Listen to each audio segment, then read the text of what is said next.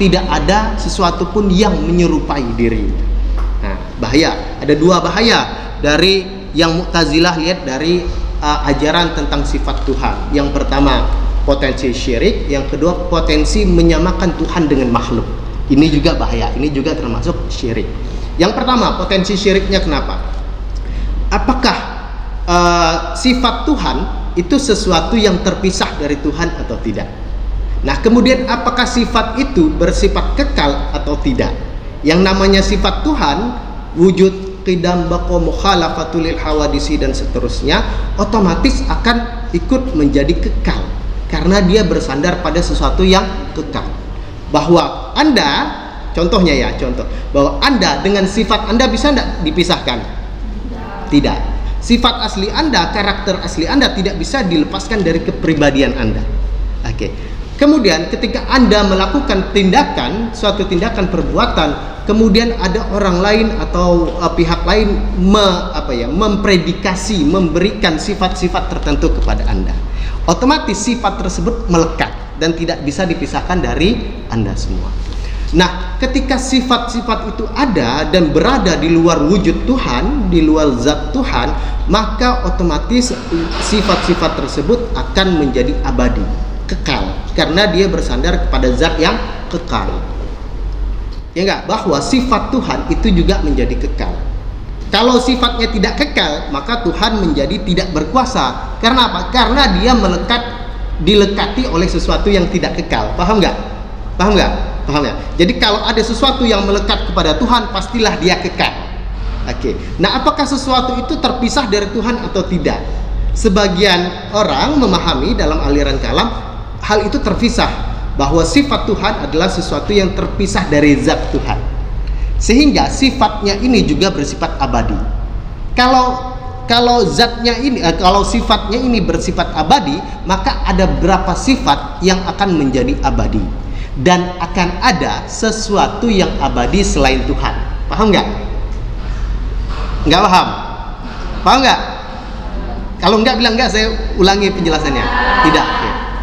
Nah, sifat Tuhan itu kan abadi, zat Tuhan itu abadi, sifat Tuhan itu kekal karena menempel pada zat Tuhan yang kekal. Jadi ada beberapa yang kekal, ada beberapa subjek yang kekal. Tuhan kekal, sifatnya juga kekal. Ajaran tauhid yang mengharuskan kita mengesahkan Allah, termasuklah kata wujud, termasuklah kata kekal, itu harus bersandar pada satu subjek, yaitu Allah Subhanahu wa ta'ala, yaitu Tuhan itu sendiri. Tidak boleh ada selain Tuhan yang kekal. Paham nggak? Makhluk kekal atau tidak? Tidak. Bahwa Tuhan tidak menyerupai apapun, apalagi makhluknya, itu mengatakan bahwa yang wajib diimani sebagai sesuatu yang kekal hanya Allah, bukan sesuatu yang lain. Kalau Anda mengakui ada sesuatu yang kekal selain zat Allah, maka itu sama dengan menyekutukan Allah, karena menganggap ada sesuatu yang kekal selain zat Allah, yaitu apa? Sifat-sifat Allah. Paham nggak? Masuk ya? Masuk ya? Dikit-dikit ya? Paham nggak? Paham? Apa enggak? Kalau tidak saya ulangi lagi nih. Bisa ya? Oke, jadi ada potensi syirik di sana. Yang kedua, kemudian itu potensi syiriknya, bahwa ada sesuatu yang kekal selain zat Tuhan, maka akan ada banyak yang kekal, double kekal, triple kekal, banyak yang kekal. Tapi ajaran utama tauhid bahwa yang kekal itu hanya Allah, bukan sesuatu yang lain. Kalau ada sesuatu yang lain yang kekal, yang diakui kekal, semacam mengakui sifat Allah ini kekal, maka yang mengakui sifat Allah ini sama dengan bahasa kasarnya itu mendekati, bahkan sudah dihukumi sebagai syirik, menduakan Tuhan, menduakan Allah, bukan menduakan cintamu ya. Kalau menduakan cintamu namanya apa tuh? Selingkuh. Nah, itu yang pertama, masalah tauhid, masalah kekekalan Tuhan. Yang kedua, apakah Tuhan dan sifatnya merupakan dua hal yang berbeda, yang mengakibatkan seolah-olah ada ketersusunan. Coba didengarkan, ini agak susah. Ada ketersusunan dari Tuhan itu sendiri. Dalam artian Tuhan terdiri dari zatnya dan terdiri dari sifatnya. Oke, ada ketersusunan zat dan sifat. Sedangkan Tuhan itu salah satu sifat wajibnya, salah satu dalam Asmaul Husna disebutkan Al-Basit. Al-Basit itu apa? Sederhana, tidak bersusun. Yang bersusun atau yang berkomposisi itu adalah makhluk. Nah, begitu ya. Yang berkomposisi atau bersusun terdiri dari sesuatu dan sesuatu lainnya hingga muncul satu sosok, itu makhluk. Mau dia manusia, mau dia batu, mau dia kayu, mau dia semen, semuanya bersusun. Bahkan udara sekalipun tersusun dari unsur-unsur tertentu. Air sekalipun terdiri dari unsur-unsur tertentu. Air itu dalam rumus kimianya disebut dengan H2O, terdiri dari hidrogen dan oksigen. Termasuk manusia, ada kepala, ada tangan, ada kaki, ada hidung, ada mulut, ada ekor. Ada ekor nggak? Ada tulang ekor. Begitu. Nah, yang bersusun ini itu ciri khas makhluk. Sedangkan Tuhan itu ciri khasnya Al-Basit, sederhana, tidak bersusun. Karena dia sudah sempurna. Sesuatu yang bersusun itu biasanya tidak sempurna, makanya dia disusun biar jadi mendekati kesempurnaan. Kalau ada Tuhan yang diakui zatnya dan kemudian di dalam zatnya itu ada sifatnya, berarti Tuhan itu terdiri dari dua hal. Ada zatnya, ada sifatnya. Nah, kalau Tuhan sudah terkomposisi seperti itu sudah melanggar prinsip ketauhidan. Karena yang namanya Tuhan itu sederhana, sempurna, tidak bersusun, tidak membutuhkan sesuatu selain diri. Kalau kita pasti membutuhkan sesuatu selain diri kita. Nah, kurang lebih. Nah, kebersusunan itu ciri khas makhluk. Jadi kalau ada orang-orang atau aliran yang mensifati Tuhan, itu berarti menganggap Tuhan itu berkomposisi. Tuhan itu terdiri dari elemen-elemen tertentu sehingga dia layak disebut Tuhan. Padahal prinsip itu menyalahi unsur-unsur yang kita sebut dengan unsur ketuhanan. Sehingga berpotensi menyamakan Tuhan dengan makhluk.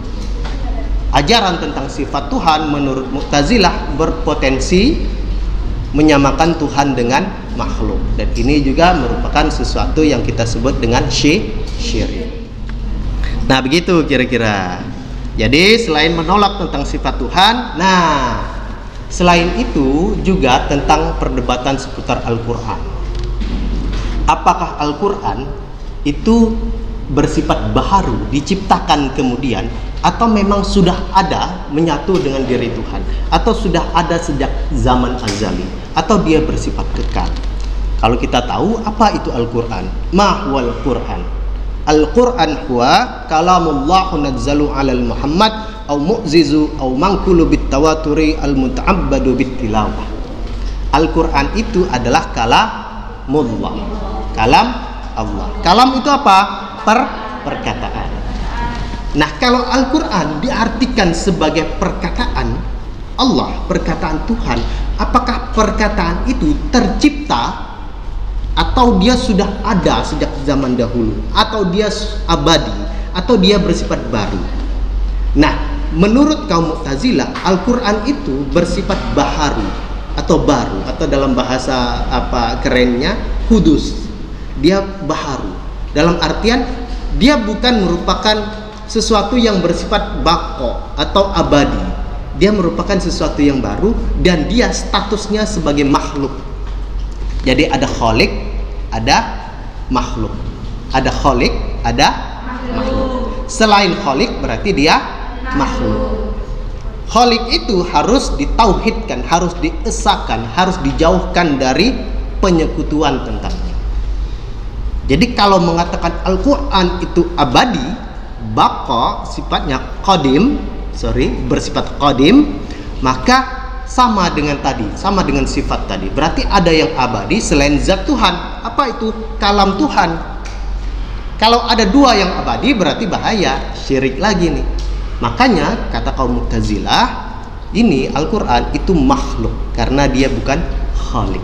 Jadi karena dia makhluk, dia bersifat baharu atau Kudus. Itu nanti yang bertentangan dengan doktrin keagamaan lain.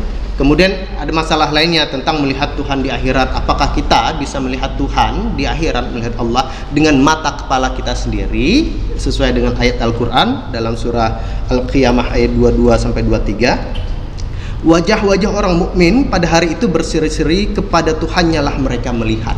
Nah, melihat di sini apakah ditafsirkan dengan mata kepala dalam artian zahir? Sebagian aliran kalam di luar Mu'tazilah menafsirkan ya dengan mata kepala kita, dengan mata zahir ini. Tapi bagi Mu'tazilah tidak. Bagi Mu'tazilah ayat ini ditafsirkan dengan cara ditakwilkan. Melihat dalam artian bukan melihat dengan mata kepala.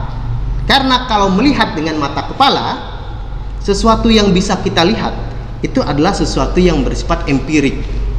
Empirik itu bahasa filsafat, sesuatu yang bisa dicerap oleh panca indera, ya enggak? Bisa, kalau sesuatu yang bisa Anda lihat biasanya bisa diverifikasi dengan panca indera. Baik itu dilihat, diraba, diterawang kayak uang palsu ya. Dilihat, dicium, diraba, dirasa. Itulah yang bisa Anda persepsikan. Kalau, nah sederhananya begini. Kalau Tuhan bisa dilihat dengan mata kita ini kan terbatas, hanya bisa melihat benda-benda tertentu saja. Ada yang bisa kita lihat, ada yang butuh alat bantu, dan ada yang pakai alat bantu pun tak bisa kita lihat. Contohnya, Anda bisa lihat saya, oke, tapi Anda tidak bisa lihat virus corona, virus COVID-19. Tapi Anda bisa lihat menggunakan alat bantu, apa itu mikroskop yang canggih. Tapi ada sesuatu yang tidak bisa Anda lihat meskipun dengan mikroskop yang sangat canggih. Apa itu? Contohnya malaikat. Ada yang pernah lihat? Tidak. Dengan mikroskop secanggih apapun tidak akan pernah terlihat.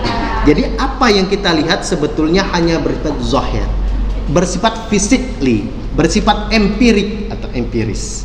Nah, kalau Tuhan di akhirat nanti bisa dilihat dengan mata kepala kita, berarti Tuhan fisik dong, bersifat fisik dong. Berarti Tuhan itu bisa dicerap dengan panca indera kita dong. Berarti Tuhan kayak makhluk dong, kayak kita memandang sesuatu yang berada di sekitar kita. Nah, itu bahaya juga. Karena apa? Karena menyamakan Tuhan dengan makhluk. Kurang lebih begitu dokternya. Jadi menurut Mu'tazilah, ketika di akhirat kita tidak melihat Tuhan berdasarkan ayat itu dengan mata kepala kita, tapi ditafsirkan dengan mengetahui saja, bahwa kita mengetahui zat Tuhan dengan lebih pasti ketika di akhirat kelak. Nah, kurang lebih begitu perdebatan seputar Mu'tazilah. Sampai di sini ada yang mau ditanyakan?